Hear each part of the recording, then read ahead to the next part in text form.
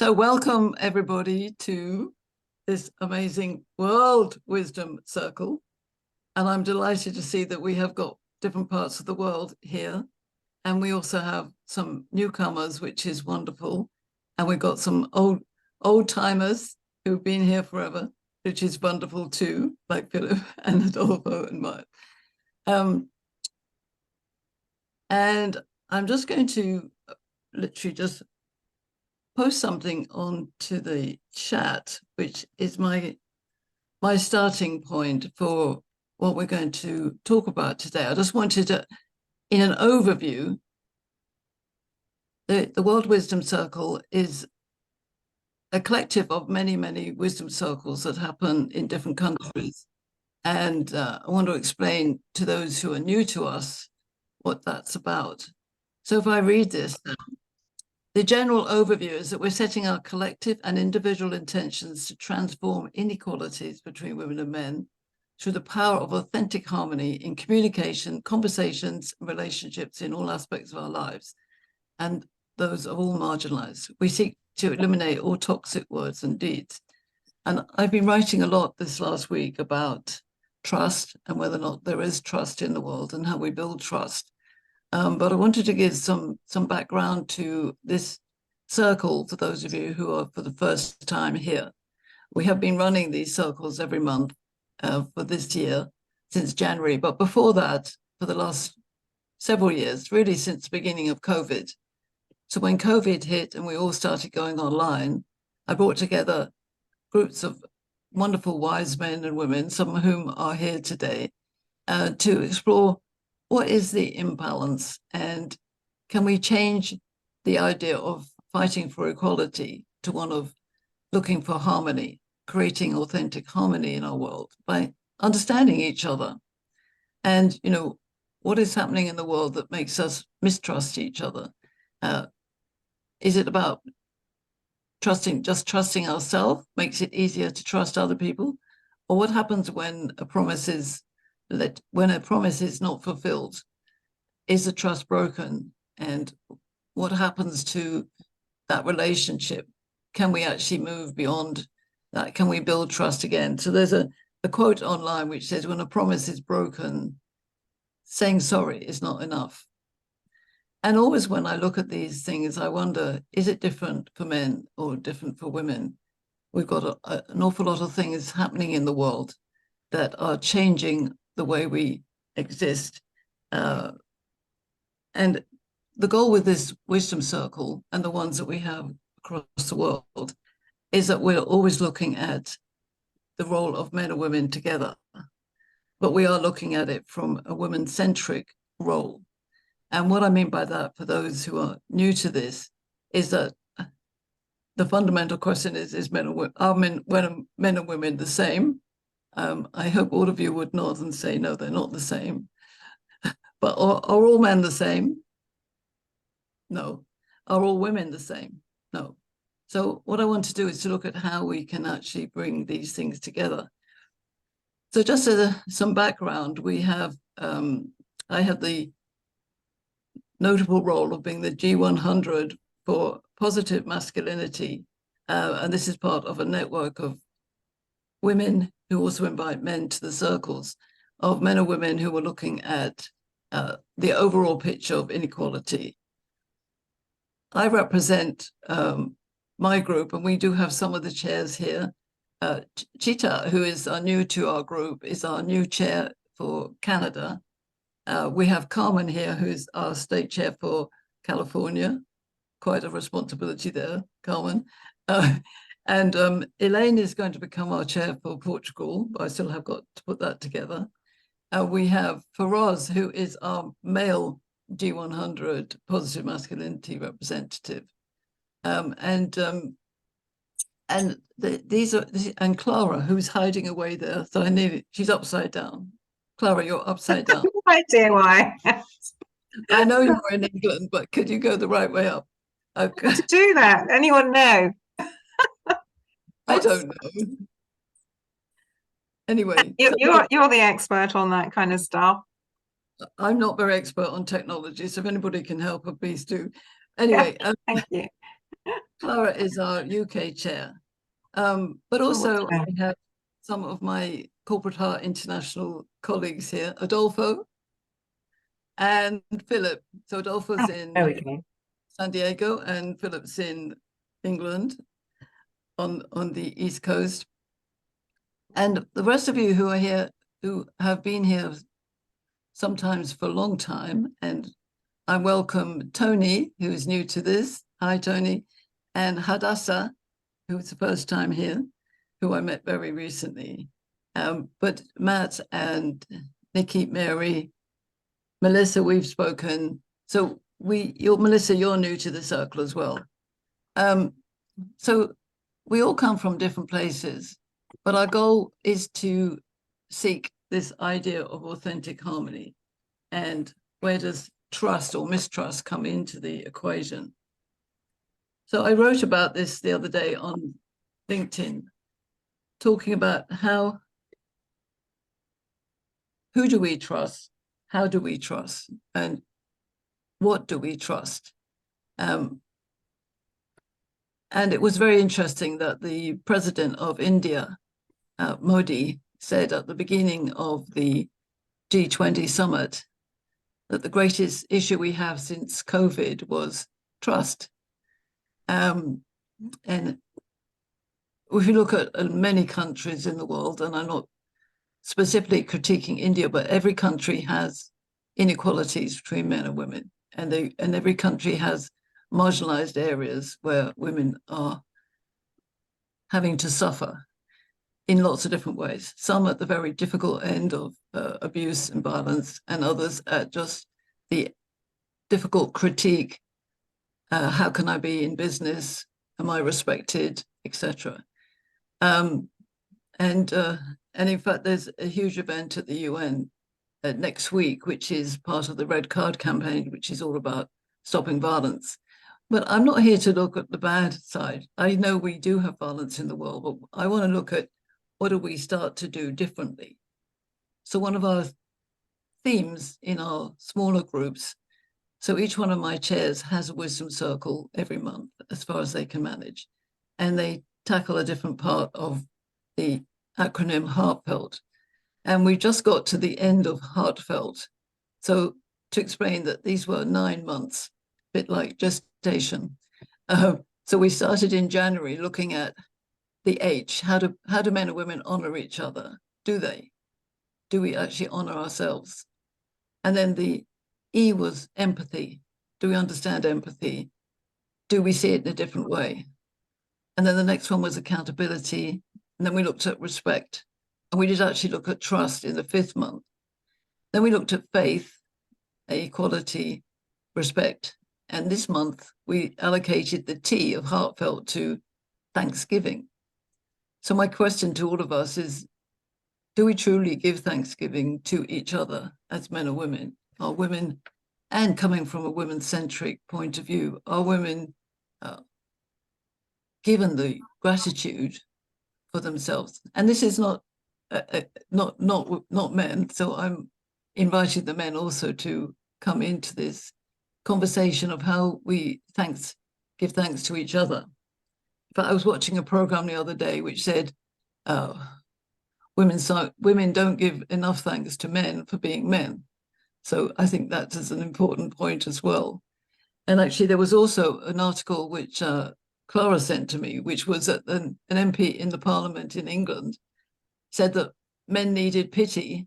I don't know what you men think about that. Men needed pity, and that we ought to have a ministry of men to support men.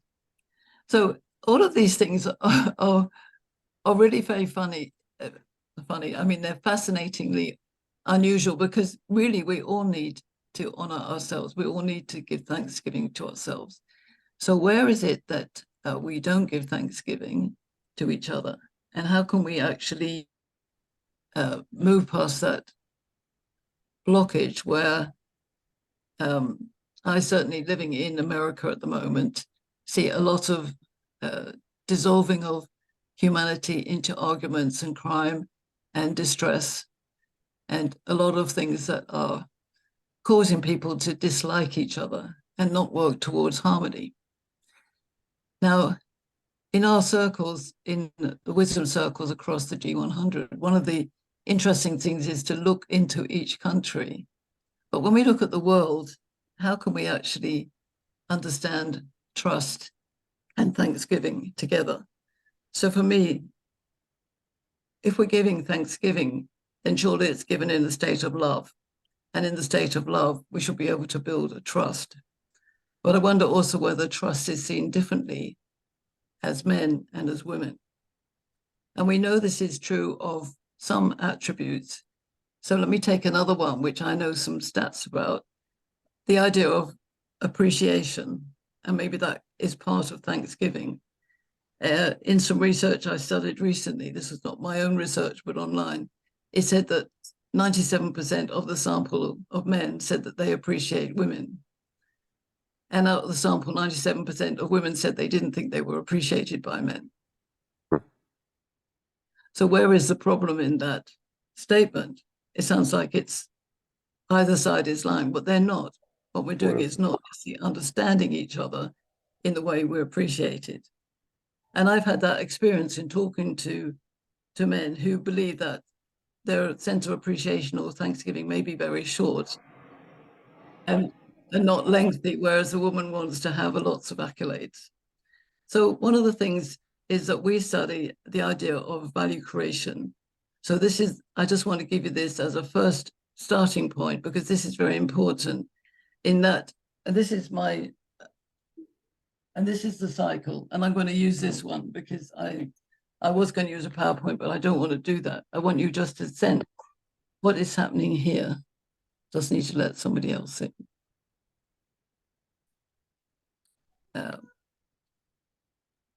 So one of the things is, if we're going to trust, we have to trust ourselves. We're going to talk about this in a minute in breakout rooms. We need to trust ourselves. This arrow is you, each one of you. It's a bit like the oxygen mask on the aeroplane. If you don't understand yourself, you're never going to understand anybody else. A lot of people avoid getting to know themselves for whatever reason. But if we value ourselves here and trust ourselves, whatever that means, and I believe a baby is born with total trust in whatever's going to happen next. And then unfortunately, different things will happen. But this arrow is about all our relationships. And this is where trust comes in, because we're taking ourselves into relationships and saying, please trust me because I trust myself. But sometimes we have experiences here which destroy our trust. And maybe there's where we're not giving thanks to each other, even when something is going wrong. And here is the outcome of these two. So if I honor and trust myself, thank myself, I can understand relationships, good, bad, or indifferent. And that creates a community that we are then part of. And only then does that give back to me. Now, I know many of us are in the role of personal development, professional development, and we use different symbols of three, but it's interesting that three always comes up: the self, others, and the community. So that's the I, the you, and the we. And this is a simple base of everything for me that goes towards trust. So in terms of the rules of the game here, our first rule is there's no judgment at all in this circle, that whatever we say is valued by yourself and valued by other people. You might not like what somebody says, but you park that in the sense of, that's an interesting perspective. The second is that we don't get angry, because anger destroys the wisdom that we can create. But we can have an experience that we share, which can be very clear. But when we're sharing, let's share in small time bites, because there's lots of us here. And the third one is there's no coercion. There's no sense of you must do this or you have to do that. We're not here to fix each other. We're here to flow. So the magical conversation is no judgment, no anger, no coercion. And this is fundamental to everything that I believe in. And you might say, well, there's some really, really torturous things going on in the world. How do we do that with that mantra? Well, we can. And I believe it's the only way that we can get past some of the very difficult things. And one of the most difficult things in the world is the knowledge that half of the world is women, and we are, I don't mean I'm marginalized, but women in general are marginalized. And when things are going wrong, women always get the worst end of the deal. And that happened in COVID and in the economic downturn and everything.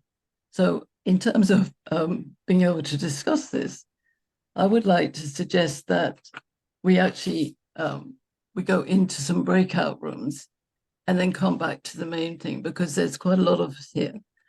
But what I'd like you to do is put in the chat one aspect of what you believe trust is about. You know, what comes to mind when you think about trust?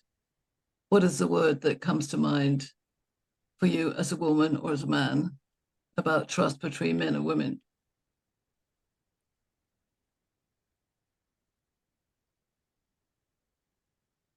Safety.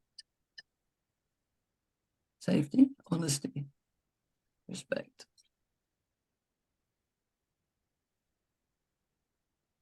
Respect.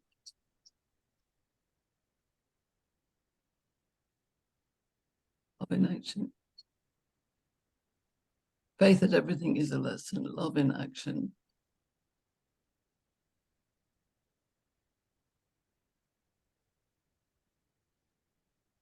Any more contributions?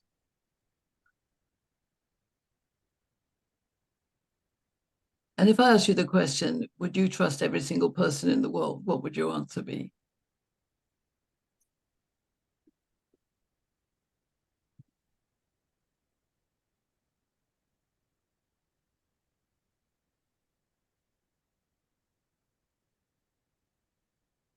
And do you believe you're a trustworthy person?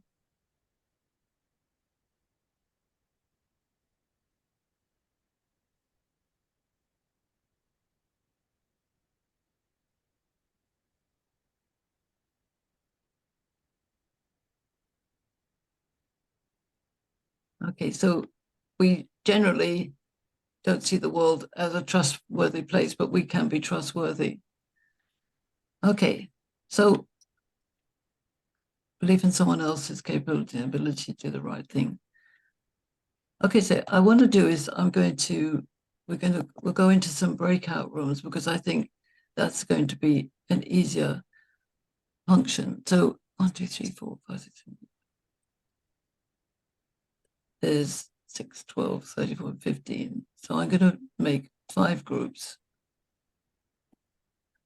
And when you go into the room, I want you to have a 5-minute conversation about trust, but in specific terms to men and women, and in your community or in the world. So in the collective sense, because I believe all of you are trustworthy. You wouldn't be here if you weren't. So let's look at the collective trust. Talk about, why is it the no about the world? What can we do? What suggestion would you have to change that? Okay? So it'll be allocated to a room with 3 people. 5 minutes.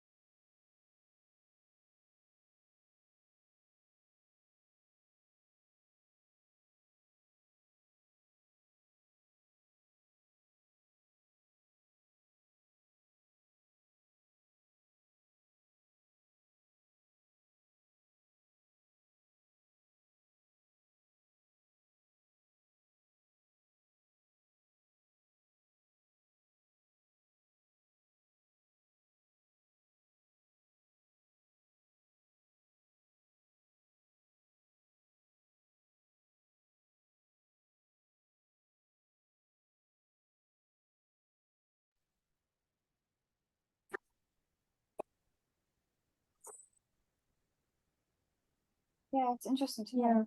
I like it. It's good. Hi. So Hi. let's just stay on mute for the moment. I went into one of the groups, and our sense of it, I think, Mary, you could share what we came up with. Was just say briefly what the 3 words were we came up with. Lack of integrity, transparency, and honesty. Okay, so that was Wrote really that down now. and that was from a government perspective as well. But these are things we can't change. So can I have 3 words from another group? Who was in Adolfo's group? Adolfo. Adolfo was. Yeah, I was. Matt What were the main and 3 what words? else? The main 3 words.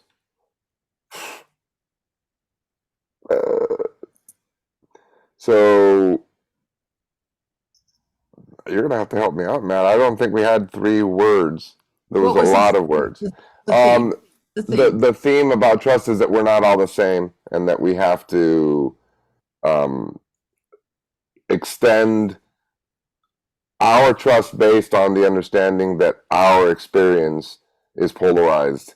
And so there's a lot of other people with their experience out there. You can't build community with a predetermined decision of whether you can trust the other gender, right? I mean, there's a lot of us, and there's individualities and there's experiences that we grow. So trust and personal experience.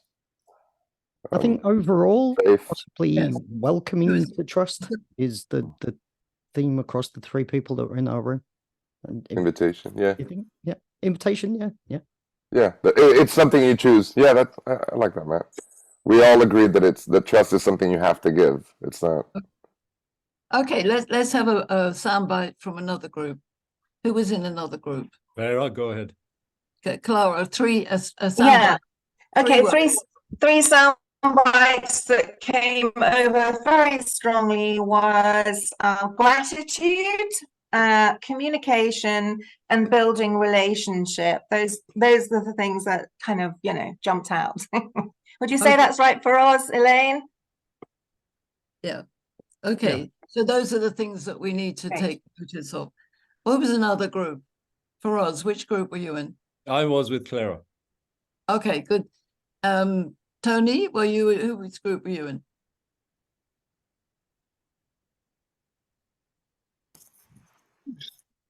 So Philip and Carmen and Philip was 3 words Oh. question mark, and I'm like, huh? I So- Carmen, I'm calling you out. I think you could nail Okay, come on. Well, 3 I've got words. something I can shove in very quickly, which we all agreed and all said. It starts with us. Yes. So there's 3 words, although they're not necessarily the 3 that you were looking for in terms of. No, 3 that's good. It starts with us. Absolutely. Yeah. Excellent. So another group. Who was another group? Where were you? Hadassah.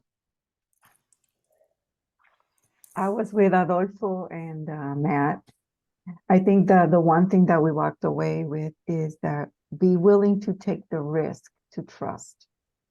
And until that is a factual, until that trust is broken and it's actually, then you question it, but go into it as just open-hearted, just trust. Okay. Yeah. That's great. So that's something we can do. Is there another group here somewhere? Nikki, which group were you in? Yeah. Okay. Have I got Nikki another and group? myself, yeah. So would like to say the 3 words first. You can also add, Nikki, if you wish. Understand. First of all, before trusting, the understand, communication, and respect. Yes. Excellent. So what we want to do then, we got some different flavors coming in. There's the lack of trust in the collective entity out there, the political rule, and then the idea that it starts with us, which is exactly what this is about. And unfortunately, all the politicians are sitting in the red arrow, and they are all individuals, but we don't know them. So starting with up is up to me. Welcome to Muse, who's just joined us. So what I want to do is to go back into some different breakout rooms, again with 3, and hopefully you may be with 3 other people that you haven't been before. But I want you to talk about, and we'll give you 8 minutes. I want you to talk about what are the realistic actions we can take that we could have as our mantra, given that we want authentic harmony between men and women. What message, if we could give a message to politicians, to heads of corporations, which is what I'm passionate about, talking to, the idea of cracking the leadership code, so we had a specific message out there. What would be the win to them to change and to honor authentic harmony between men and women? Because this is my passion. What can we do? We can all sit here and say it would be a really wonderful thing to have authentic harmony, everybody to trust each other, be transparent. At the moment, we don't have that in the broader arena. What key message could you cobble together that would be really substantial and maybe different? So we've mentioned communication matters, but what is the communication? And maybe be a little bit outrageous without being angry. How can we forgive the unforgivable? I want you to think about that, because there are some unforgivable things happening in our world. So how can we forgive the unforgivable? The indigenous tribes have got 4 sacred gifts, and the first one is to forgive the unforgivable. That is the first stage of healing our world. So when you go into your breakout rooms, is to think about what specific message. So you're doing your political soundbite out there, okay? And I'm going to give you, I will give you 10 minutes. Okay. I want some really constructive, outrageous, imaginative things.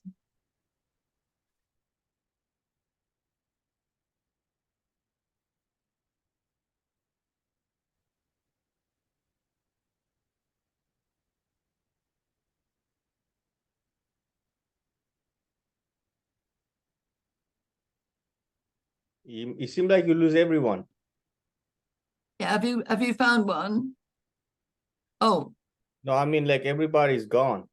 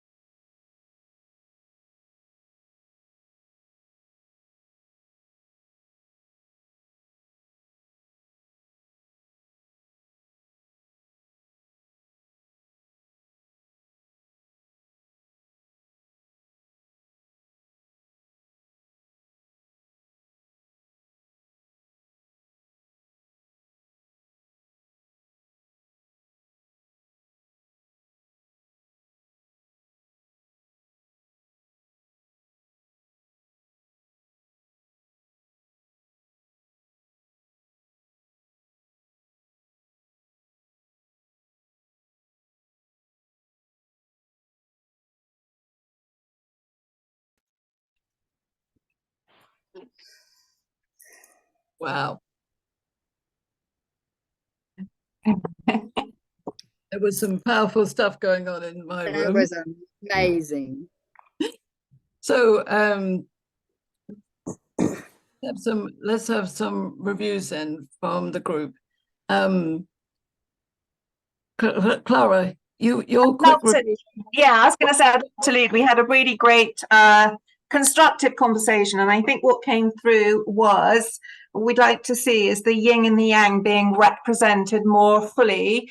That means that we're creating spaces for empathy and compassion within constructive conversations within, corporations, politics, etc., that the yin needs to be really heard, and we want to have new perspective in balance with the yin and the yang, because the yin, as we know, has been massively marginalized. And so that's for men and for women. So compassionate listening, we had all those kinds of things. Would you say that was fair group talk? Okay, that was for us and Elaine. Thank you. Thank you. That's Pauline, great. I have to sign off early for another call. So lovely to see you guys, and we'll talk again. Good to see you, Phil. I'll catch up with you soon, Frost. Thank you. Yeah. That's very good. Thank you. Who was in the next group? Who was in the next group? Somebody shout. Philip, what were your group? I was with Tony and Carmen again. Spooky. Oh, We ended good. up together. Yeah. So however There you must be, threw there those must be dice. some reason for that. Yeah. However you threw those dice, it worked for us. Well, we had a long conversation around what it meant to be doing what you asked us to do. And part of that was, are we trying to fix the politicians? Are we trying to fix the leaders of business to get them to open their eyes? But we still come back to, it has to start with us, and it's incremental steps. So we didn't come up with a specific action. Mantra. Yeah, we didn't come up with a mantra. Our mantra is, it starts with us. We got that out the first time, so that's fine. We've got our mantra. What we need to do now is decide some actions. But we had a great conversation around some of the things. Oh, great, Tony, dive in. I just wanted to piggyback and ditto what you're saying. And what I said to Carmen and Philip was, I think the 2 points of conversation, the one, the leaders specifically, message action, and then forgiving the unforgivable. Those 2 tracks, I think, need to be split and just have one conversation about leader, message action, and then have a conversation about forgiving the unforgivable. I know that they might be related, but to me,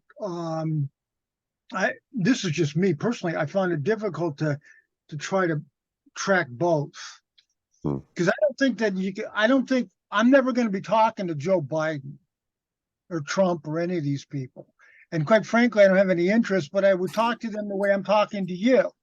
Yeah, I would. Pauline knows that, now Philip and Carmen know that, etc. I wouldn't change my tone, and I might say, that's bullshit what you just said, but that's just me, okay? But the point that I'm making is that it still comes back to me. It still comes back to you and me. I can't get to that group, if you will, as though it's a group, because we're all interconnected, we're all interdependent, enough said. So I got to start with me, my family, my neighbors, the people I come in contact with, including you guys, and then that ripple effect will then, because we're all connected. So we're affecting Biden and King Charles and everybody else. We are. We may not feel like we are, but we are. Okay. Well, I love that. And I think that is something to remember, that this cycle is a vibration that we carry with us the whole time. And it changes the way we act in the world. And I tell this story very quickly. My daughter, when she was getting married, she didn't want her father to walk her down the aisle. It was 6 weeks to go because he happened to be in a not so good space. And I referenced the value cycle to her. And I said, look, your vibration of your value cycle is way high. You're getting married to the man of your life. You're loving, da, da, da, da. Your dad is not in a good space, but his value cycle is still vibrating. It's just at a different level. She just changed her own vibration without talking to him, but he felt it and he changed. And he just started behaving in a much more calm and respectful way to her. So our vibration, absolutely, it starts from us. And as we all vibrate, so there's, 15 of us or whatever on the school, there's 70 wisdom circles running around the world. There's millions and millions of people having these conversations. And I trust in that the vibration is rising. Okay, so what was another group? What group? Nikki, you were in the group. Yeah, Well, it was ourselves again. I'm sorry, I don't know how to pronounce your name. I'm sort of looking at it and I don't know. Is Cheetah. Is it? Were you How with, do you, you were with Cheetah? I was with Cheetah. Yeah, sorry, I saw the long name, so I'm trying to pronounce it. And you know how important it is to have your name pronounced correctly because it is the sweetest sound. Mhm. Cheetah, do you mind if I start with this one? It's something, if you don't mind, and then just chime in with your thoughts. We actually, I'm hoping to meet with her outside of this because we had quite a nice, I think quite a nice connection actually. So here's my story. I've been thinking long and hard about this, how to fix the world. And I actually, you know me, Pauline, I take what you say literally. So you know, I said it literally. So the first thing is that to know that I'm born British, grew up in South Africa, and now live in Dubai. I hate politicians because they lie, they cheat, they just need to do what they say they're going to do. If they could do that and stop lining their pockets, then that would be a good start. Royalty, King Charles, are you kidding me? Millions spent, millions on that bloody coronation, and his people are starving. He's got no power and his people are starving, and my parents are there and my sister are there and they are in the same boat. So that's, and I'm not getting angry. Sorry, I'm not cheating. I'm not getting angry. Yeah, I was going to say, how are we going to change things? What's the mantra? So this is how we're going to change things. Then what happened was this year, we were blessed, as you know, Pauline, this is how I met you, to move to Dubai. Now, I cannot believe, I was not expecting to love Dubai at all. And I still love both of my home countries.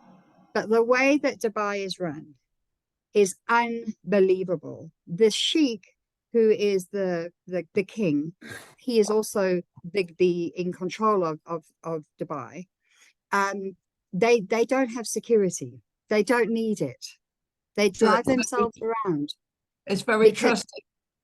Because they look after the people who are living there, including us who are residents and tourists and Emirati nationals. Everything works. There is no tax, but everybody it works. The crime rate, Paulie, the crime rate from South Africa is here over 50% at the moment. There is about 3.5%. And it's in old Dubai, it's in the souks, and it's like pickpocketing, okay? It's not a false sense of security. It is genuinely that. It is, because it is so good to live there, nobody is going to no one's going to mess about because they will get kicked out. Because it's like that. It's run so well. Everything works. The place is clean. It's like London, it's so international, except it's clean. You know, and I just thought, it just amazed me. And I actually, and I'm sorry, I'm not going on a tangent here, but it's just something that's so close to my heart on this, because South Africa, my country, England, my country, I've made the networking that I do for a living now this year, and I've made so many dear friends around the world, yourself included. And the countries and the people are struggling, and it doesn't have to be that way. It really doesn't. So I'm not holding up Dubai or the UAE as the ultimate way to do things, but flip me, they're doing a damn good job right now. And the other thing is I am not Muslim, I am Christian, okay? And that's fine. It's acceptance there as well. Okay. So you do you. That's just the thing. Sorry, I mean, sorry. I know, but I'm going to keep you to time because I do want to, but I understand that. And I think Elaine also put up that Portugal is a safe place to be. I think some countries feel safe. And we remember right at the beginning, people put up safety. When you want trust, safety. So it is important that safety is part of it. But thank you, Nikki. I just want to make sure we get to all the groups. Was Mary in your group? Are you in a different group? No, I was in with Nina and Melissa, yeah. So Melissa's just, oh, there's Melissa there, sorry. Yeah, I think we sort of squared the circle, and we're all going to jump in on this one, aren't we, guys? So we sort of squared the circle around forgiving the unforgivable, and we talked at 3 different levels: government, we talked corporate, and we talked at individual, and then sort of one-on-one relationships. So, sort of started around demonstrate every person matters equally as a message going out. Yes. And then, Melissa, do you want to take over now? Just keep it very brief. Yeah. Yes. So we were talking about the 3 levels: the men, women, the corporations, and the governments. And we kind of discussed generally how the 3 incorporated, but on a generally aspects, I don't know how to put it, aspects that can be transposed over those and work. So we start off with the authenticity of caring and nurturing as a way to, as realistic actions that can be taken on those levels to encourage trust, taking the risk to trust, forgiving the unforgivable. So authenticity and caring and nurturing, respecting differences, and also emphasizing that every person matters equally. We then went into solutions regarding trust, and that the consistency of message is important, making sure that it's unwavering, which encourages dependability, sense of trust and safety. And that though, you know, there may be situations where, you know, things may come up where someone may not be there. And I think this is more on a level of personal relationships. Someone may not always be able to be there for a friend or something like that. And that communication comes into play, and that and with that communication, it also plays into the trust and safety, which came round circle to respecting the differences in others and forgiving the unforgivable. So we came full circle, and I feel that in our group, those were the realistic actions that can be taken to encourage trust on a personal level between men and women, also in corporations and on the macro level of governments. Yeah. Okay, I'm going to pause you there, because that is already brilliant. We had one more group, and it's interesting, that was an all-female group, and I think Nikki's, yours was an all-female group. Just noting that. I'm going to ask Adolfo to just briefly summarize what was in your group, and Hadassah. Because it was slightly different. Yeah. I think we all hit it on the head that it was about truth and embracing truth. Before you can forgive the unforgivable, you have to not lie to yourself or others about what's really going on. So specifically, leadership has to embrace, you know, what's actually going on, and forgiving the unforgivable is a must, right? So doing the work that's required to be able to open your eyes, understand what the unforgivable is, and then look for what progress looks like is the only way forward. Without that, we just stay in a cycle. Yes. So. And I think all of you, what you've said is absolutely, and there's definitely there's some themes coming through here. When I asked, I was in that group with Adolfo, and Matt was in there, and we actually said, you know, and Hadassah was there, and Musse was there, but we said, you know, what would you actually do to persuade the boss who doesn't want to change to change? there was quite a male response, wasn't there, Adolfo? Like, just tell him to. Yeah, I mean the truth shall set you free, but the process isn't promised to be comfortable, right? So, yeah. Well, I do think, and Philip and I have often talked about this, you know, men are okay going into battle with each other, and maybe there's a standoff which is different between two men as there would be between two women or a man and a woman. Would you agree? Well, so yes and no, because the problem with some of these men, and this is why I'm here, right, is that they're not honorable in a challenge. You know, not every man is honorable when you challenge him, right? And they'll destroy the we for a lack of ability to see the you in others. And so those are the type of men I'm here to try to have a conversation with. And I know for a fact that if I go straight to their neck and start showing them something, it's not going to work. There's no change. And that's actually going to put at risk any change in progress that I want to do for the women's side of the equation.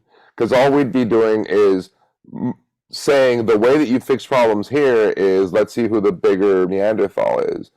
I'm, you know, the women that are asking for a different way to do things, I don't think are asking for more of that.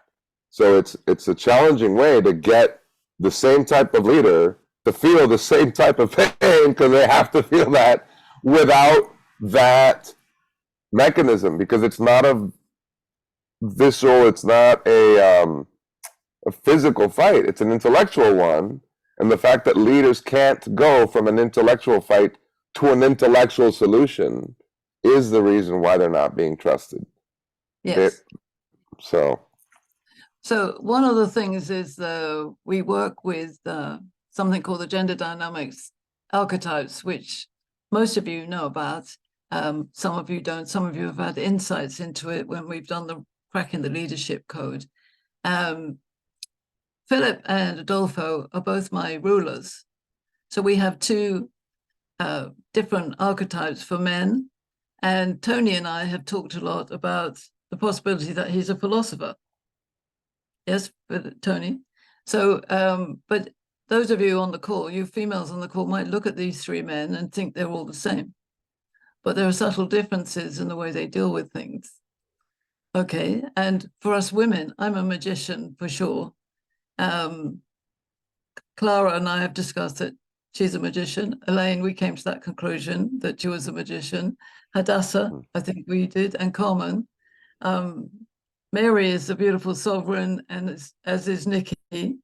And Nina, I don't know whether we had any conversation about that, or Cheetah, or Melissa. So we're all women, and women are different to men. So we deal with things in a different way. And when women are extremely seen to be aggressive, they can be seen to be intimidating, and that can be seeming to be not a compliment. But actually, women need to be strong, but they also want to have a sensitivity about themselves. So the differences between men and women are a key part of how we create this new narrative. And I want to encourage you all to look at some of the programs that we deal with. We have various programs that go deep dive into the gender dynamics archetypes, and I will send you details of those. And also conversation classes and Cracking the Leadership Code. These archetypes are extremely important. I'll get to you in a minute, Nikki, but I want to just ask Philip to say a little bit word of that, because Philip is the next person who knows as much about the gender dynamics archetypes as I do. And he's a ruler. And when Adolfo came to us, he wanted to be a philosopher, but actually realized that he was a ruler. And the significance of that is important, because Adolfo didn't want to be like the rulers that he didn't like. Mm-hmm. Philip, just give me. Philip is very succinct, so give me a one-liner about what I'm trying to encourage people to understand about rulers, because we do need the rulers to understand us in the world. You're on mute, Philip. So Not us that good at rulers, mouth. it's always the way. I do a lot of this and nothing comes out. Rulers, for me, rulers are the ones who will make the decisions and get things actioned. So we will trample all over your feelings in the bid to achieve the outcome at the strongest point of success. My way of rulership doesn't do that, but I can easily move to my 100% ruler, which would do that and demand of you to fulfill the task that you've been given, as opposed to work with you to help you achieve the task so we get the global outcome we need. That's the distinction of a ruler who doesn't understand themselves and a ruler who does. Is that succinct enough for you, Pauline? Thank you, thank you. And Adolfo, just quickly, why you realized being a ruler was okay? Because I want these lovely ladies to understand this. It's very important. Authenticity and coherence. There was a lot of translation, if you will, that I had to do from what I actually felt or how I communicate and how I'm received to what I wanted, right? So getting rid of the you want this to feel safe. How about you just feel safe with who you are and start operating from understanding that people receive you this way. And so authenticity was me learning how people see me versus how I wanted to be seen. I wanted to be a philosopher, right? Because of how you mentioned the rulers that I didn't want to deal with. And so it's rather than accepting the fact that there is positive masculinity in these both quadrants, right? And that there are aspects of my masculinity that I needed to actually hone and bring to the table. It only came from this discussion. Otherwise, I would have continued thinking that the reason why I wanted to push back against rulers because I was that I understood women more or whatnot. Remember, well, I have a really powerful mother that happens to probably be a magician, right? No, so magicians are, yeah, you. That's the one. So, yeah, there was this difference between a wish to be understood and an acknowledgement of who I actually am and how people receive me, and how valuable it is to actually come from a place of, I'm going to use your words, authentic harmony. I'm in harmony with myself. I can communicate with substantially more peace and less anxiety than I used to, because I'm not trying to manipulate how I come out. I speak the way that I need to, and I know and trust that there's power in my words. So, yes. So I'm going to come to Nikki and Barry just to, if you have a question. There is a lot of study deep into these. Generally, the ruler is action man, bullet point man. He's asking, when are we going to get this done? And the philosopher is a sensitive internal thinker who says, why are we doing this? The sovereign often says, who is with me? Who's doing this? And the magician says, what are we going to do? There's a very, very overlay, and there's much more depth to it, as those of you who've been on my courses know. And sometimes we think we're one and then we discover we're the other. We're all women or we're all men. It is before you go into any other diversity, generation, sexuality, culture, anything else that's on top. This is fundamental behavior. So just as a thought, because I know we're getting on to time, if you want to put your LinkedIn detail in the chat, please do. So Nikki, a quick question. Actually, I had a little answer, and it actually ties up with how I am a sovereign and I dealt with a ruler. When the other gentleman was talking about the boss situation, how would you deal with the male boss? And it's very quick, and it actually worked really well for me anyway. I don't know about him, but he was driving up my backside. You know, he had his big 4x4 Fortuner. That's why I can't stand him. And he was really, but he was driving right at my butt. And it's intimidating. I'm sorry, I think it is. I was coming off the highway.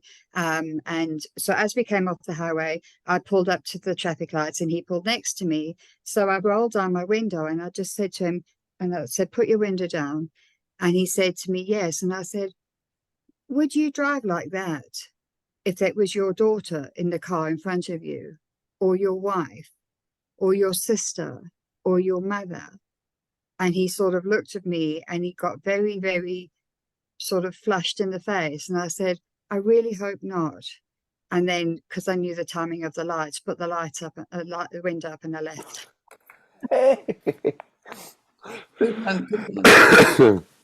Mary, last question.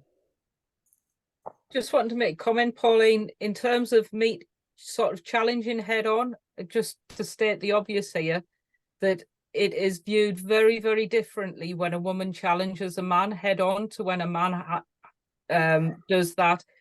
It is also handled and reacted to very, very differently. And or I would say, in my experience, a woman never comes out of that situation as a winner. Thank you for the comment. One of the things I learned was for a woman never to face on direct face-to-face with a man if you're going to have an argument. Sit beside him. As a very, very good piece of advice. And my son is a ruler, and I've made it work very well on that. Understanding the subtleties of these archetypes is part of how we create the honesty in the world, I believe. It's the way we create the honesty in the world for men who are and women who are saying, no, no, no, it's just about being collaborative. Oh, it's just about being loving. Oh, it's just about being myself. If we understand the subtleties of how we come to the word Thanksgiving or the word trust or any word, we can see different lenses coming together. And remember, the mantra is no judgment, no anger, and no coercion. So when you look at things with the eye line of, well, that's a very interesting perspective, brackets, it might not be mine, but I listen to it in the space that we have between us. Some people like conversation more than others, and that's the other thing to value, is that men speak less, women speak more, and different types of men speak in different ways, but generally women chatter more. And my vision is that if we can get to understand these archetypes at a very core level, we can put in place all the things we've talked about today. So one of my take-ups is, yes, we need to forgive the unforgivable. We need to understand honesty and transparency. And it does start with me. It starts with each one of you. That's really important in terms of this. As we go forward, can we impact the political world? I don't know, but I do know that the vibration that we create in our own world and in the world that we shine our light on will create a vibration in the whole world.